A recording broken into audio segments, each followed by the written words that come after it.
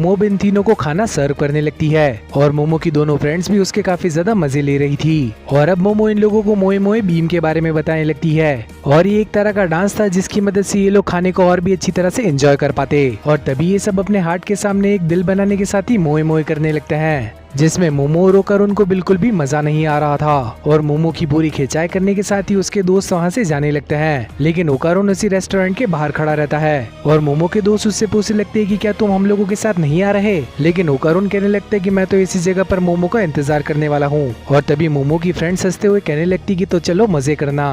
और तभी मोमो ओकारुन से कहने लगती कि तुम्हें जल्द से जल्द यहाँ से चले जाना चाहिए, क्योंकि घर पर शायद जीजी भी तुम्हारा इंतजार कर रहा होगा। लेकिन ओकारुन मोमो से माफी मांगने लगता है क्योंकि वो अचानक से उसके वर्क प्लेस पर आ गया था। और मोमो भी ओकारुन से कहने लगती कि चलो कोई बात नहीं, लेकिन अब से तुम यहाँ पर मत आना। जिसके चलते ओकारुन मोमो से पूछने लगता है कि आखिर वो इस जगह पर कब तक काम करने वाली है। और मोमो उसे बताने लगती कि रात की 10 बजे तक। और ओकारुन उससे कहने लगता है कि तो चलो मैं भी तुम्हारा इंतजार करूंगा। लेकिन मोमो उससे कहने लगती कि तुम्हें यहाँ से चले जाना चाहिए वरना तुम्हें ठंड लग जाएगी। लेकिन ओकारुन कहने लगता है कि एक लड़की के लिए रात में घर आना काफी ज्यादा खतरनाक हो सकता है। लेकिन मोमो कहने लगती कि मैं काफी ज्यादा टफ हूँ और इसीलिए तुम्हें यहाँ से चले जाना चाहिए। और इस सब के बाद ओकारुन भी वहाँ से चला जाता है, जिसके चलते हम लोग देखते कि मोमो रात के 10 बजे तक अपना काम पूरी तरह से कर लेती है। लेकिन उसके बाहर निकलने के साथ ही उसके सामने आ जाता है ओकारुन और एक दूसरे को देखने के साथ ही ये दोनों काफी अजीब तरह से शर्माने लगते हैं। और तब मोमो कहने लगती कि आखिर तुम घर क्यों नहीं गए। और ओकारुन कहने लगता है कि मैं इतना भी ज्यादा बुरा नहीं हूँ कि एक लड़की को रात में अकेला छोड़ दूं। जिसके चलते ये दोनों ही हाथ पकड़कर एक साथ घर पर जाने लगते हैं। और अगले सीन के अंदर हमें जीजी दिखाया जाता है जो कि अच्छे से ध्यान लगा रहा था। और तभी मांजीरो उसका ध्यान तोड़ने की पूरी कोशिश करने लगता है, लेकिन उसका ध्यान नहीं टूटता।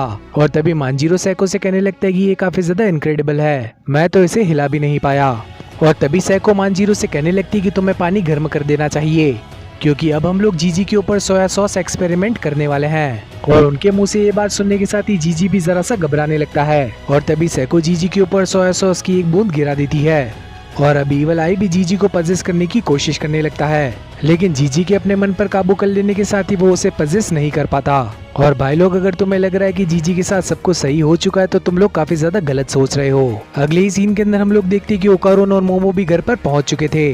और मोमो को अपने सामने देखने के साथ ही जीजी उसके सामने उल्टी सीधी हरकतें करते हुए भागने लगता है, लेकिन भागते समय वो आयरा से टकरा जाता है जिसके पास में पानी पड़ा हुआ था। और टकराने के साथ ही पानी की कुछ बूंदें जीजी के ऊपर पड़ जाती है। और ये चीज देखते हुए सभी लोग उसके ऊपर गर्म पानी फेंकने लगते हैं, लेकिन इस सबसे पहले वो लोग कुछ कर पाते जीजी ईवल आई के अंदर ट्रांसफॉर्म हो जाता है। और इस बार जीजी की सील के अंदर सैको भी फंस चुकी थी। सैको भी अब अपने तालिस्मान की मदद से उसकी सील तोड़ने की कोशिश करने लगती है, लेकिन सैको का तालिस्मान जीजी की ताकत के सामने कुछ काम ही नहीं कर रहा था। जिसके चलते अब जीजी वहाँ पर मौजूद हर एक इंसान को काफी बुरी तरह से मारने लगता है। और आखिर में उसके हाथ में मोमो लग जाती है और अब वो मोमो को काफी बुरी तरह से मारने वाला था।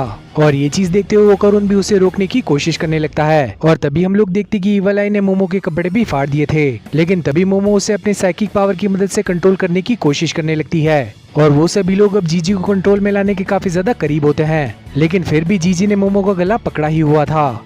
और तभी मोमो गर्म पानी पीने के साथ ही जीजी के चेहरे पर उगल देती है। और होश में आने के साथ ही जीजी को यकीन नहीं हो रहा था कि आखिर वो मोमो के साथ क्या करने वाला था। और तभी जीजी मोमो से माफी मांगते हुए कहने लगता है कि मुझे माफ कर देना, मुझे यकीन नहीं हो रहा कि मैंने ये चीज तुम्हारे साथ करी है। लेकिन तभी ओकारुन इन दोनों के बीच में आ जाता है और जीजी को दूर धकेल देता है। ओकारुन अब मोमो से पूछने लगता है कि क्या तुम ठीक हो। और मोमो भी ओकारुन को बताने लगती कि वो ठीक है, लेकिन मोमो के पास ओकारुन को देखने के साथ ही जीजी को कुछ भी अच्छा नहीं लगता। और अगले सीन के अंदर हमें आयरा दिखाई जाती है जो कि मोमो से माफी मांगने लगती है जीजी के लिए। लेकिन तभी मोमो से बताने लगती कि इस चीज के अंदर तुम्हारी कोई भी गलती नहीं थी। लेकिन तभी आयरा कहने लगती कि नेक्स्ट टाइम मैं और भी ज्यादा संभल कर रहूंगी। और तभी मोमो कहने लगती कि चलो ठीक है, अब ये चीज काफी ज्यादा बोरिंग हो रही है, अब मैं सोने जा रही हूँ। और दूसरी तरफ हमें ओकारुन और जीजी दिखाए जाते हैं जो कि एक दूसरे से बात भी नहीं कर रहे थे। और अगले सीन के अंदर हमें फार्म पर वैनी दिखाया जाता है और तभी उसे आकर कोई बताने लगता है कि कोई तुमसे मिलने के लिए यहाँ पर आया है। और आगे चलने पर वैनी को मालूम चलता है कि ओकारुन उससे मिलने के लिए आया था। और तभी ओकारुन वैनी से पूछने लगता है कि आखिर आप इस तरह के क्यों दिख रहे हो। और तभी वैनी उससे बताने लगता है कि जब भी मैं अर्थ पर होता हूँ तो ऐसा ही दिखता हूँ। और तब ओकारुन वैनी से रिक्वेस्ट करते हुए कहने लगता है कि प्लीज उसे भी पंच मारना सिखा दे। लेकिन वैनी ओकारुन से कहने लगता है कि मैं ऐसा नहीं कर सकता। लेकिन ओकारुन उससे कहने लगता है कि मैं आपसे रिक्वेस्ट करता हूँ, लेकिन वैनी उससे कहने लगता है कि वॉयलेंस काफी ज्यादा बुरी चीज है और साथ ही इस फॉर्म पर मुझे और भी ज्यादा काम करना है। और ओकारून कहने लगता है कि अगर मैं आपकी हेल्प करूंगा तो क्या आप मुझे सिखाओगे। लेकिन वैनी फिर से ओकारून से कहने लगता है कि मैं तुम्हें नहीं सिखाने वाला। और अगले सीन के अंदर हम लोग देखते हैं कि फार्म पर काम करने के बाद ओकारून की हालत काफी ज्यादा बुरी हो चुकी थी। साथ ही वैनी ने उसे पंच मारना भी नहीं सिखाया। और मोमो के घर पहुंचने के साथ ही ओकारून से सेको कहने लगती कि क्या तुम्हारी भी पार्ट टाइम जॉब लग गई, आखिर आज तुम इतने ज्यादा लेट कैसे हो गए। और ओकारून सेको को बताने लगते हैं कि ऐसा कुछ भी नहीं है, जिसके चलते सेको ओकारून को खाना खाने को कहने लगती है। और जैसे ही ओकारून और जीजी की नजरें मिलती है वो दोनों ही अपना मुंह फेर लेते हैं। और अगले सीन के अंदर हमें मांजीरो दिखाया जाता है जो कि सेको से बात कर रहा होता है कि हमें उस बैंड को फिर से बुला लेना चाहिए। लेकिन तभी सेको कहने लगती है कि हमें बच्चों पर भरोसा करने के साथ ही उन्हें काफी ज्यादा समझदार बनाना चाहिए। लेकिन तभी मांजीरो सेको से कहने लगता है हम लोगों की ये भी रिस्पॉन्सिबिलिटी है कि हम उन लोगों को सही रास्ता दिखाएं। और अगले सीन के अंदर हमें फिर से ओकारून दिखाया जाता है जो कि पंच मारने की प्रैक्टिस कर रहा था। और तभी उसके पास टर्बो ग्रैनी आ जाती है जो कि उससे पूछने लगती है कि आखिर तुम किस तरह का डांस कर रहे हो। और ओकारून कहने लगता है कि ये कोई डांस वगैरह नहीं है, प्लीज मुझे अकेला छोड़ दो। और तभी टर्बो ग्रैनी उससे पूछने लगती है कि आखिर तुम पंच मारने की प्रैक्टिस क्यों कर रहे हो। और ओकारून कहने लगता है क्योंकि मैं टफ बनना चाहता हूँ। और टर्बो ग्रैनी उससे पूछने लगती है कि आखिर तुम पंच सीखकर क्या करोगे, क्या कोई ऐसा है जिसे तुम काफी बुरी तरह से मारना चाहते हो। और तभी ओकारून कहने लगते हैं कि मुझे काफी ज्यादा गुस्सा आ रहा है, मैं ईवल आई को काफी ज्यादा बुरी तरह मारना चाहता हूँ, साथ ही मैं उसे ओवर पावर भी करना चाहता हूँ। और ओकारून की ये बात सुनने के साथ ही टर्बो ग्रैनी एक अजीब सा चेहरा बनाने लगती है। और तभी टर्बो ग्रैनी ओकारून से पूछने लगती है कि क्या तुम पंच मारना सीखना चाहते हो या फिर ताकतवर बनना चाहते हो। और ओकारून उससे कहने लगता है कि ये दोनों तो सेम ही चीज है। और तभी टर्बो ग्रैनी उसे कहने लगती कि नहीं, ये दोनों अलग अलग चीजें हैं, तुम सिर्फ पंच मारने से ईवल आई को नहीं हरा सकते, क्योंकि ईवल आई की जो पावर है वो तुमसे काफी ज्यादा सुपीरियर है। और अगर लड़ाई की बात करें तो वो मेरी पावर्स को भी ओवर पावर कर सकती है। और तभी ओकारून टर्बो ग्रैनी से पूछने लगता है तो आखिर मुझे क्या करना चाहिए। और तभी टर्बो ग्रैनी उससे पूछने लगती कि क्या तुम पंच मारना सीखना चाहते हो या और भी ज्यादा पावरफुल बनना चाहते हो।